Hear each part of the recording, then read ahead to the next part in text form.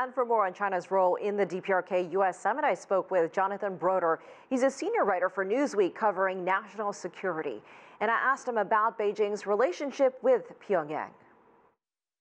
President Xi no more wants to see North Korea as a nuclear-armed state than the United States or any of the neighbors do. But there has always been a close relationship between China and North Korea.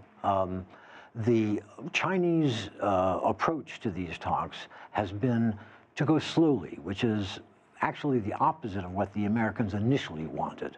But as we can see from the pace of these negotiations, they are going slowly, which pretty much comports with the way the Chinese would like it to go, a step-by-step process as opposed to everything all at once.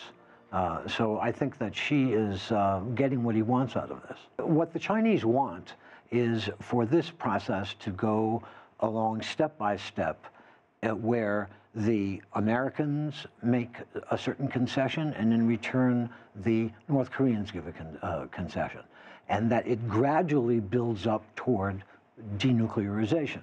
But for every step that the North Koreans make, the United States has to make a concession as well. There had been an attitude in the United States, particularly among the more hardline policymakers, that the North Koreans have to basically give up everything before the United States would give anything. And that has now been moderated. The president has said in the beginning that he wanted things to move quickly.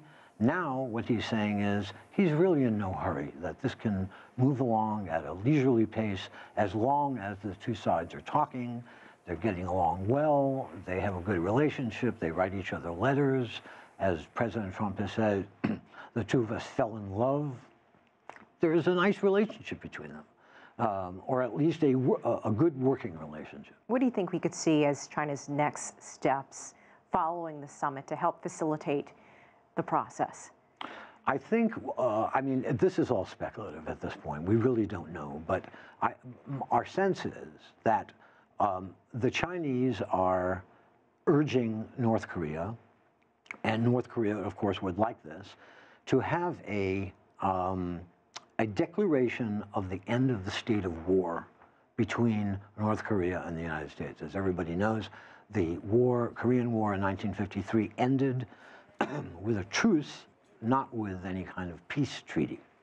Now, the concern in the United States is that, among some in the United States, is that if there is this declaration of an end of war, of a state of war, that the North Koreans will then demand the removal of U.S. troops from South Korea. If there's no war, why do you need the troops? However, the United States has tried to make it clear to both the Chinese and the North Koreans that a declaration of an end of state of war is not the same as a peace treaty, and that that declaration will have more symbolic value than an actual predicate or basis for a removal of troops. That would only come with a full peace.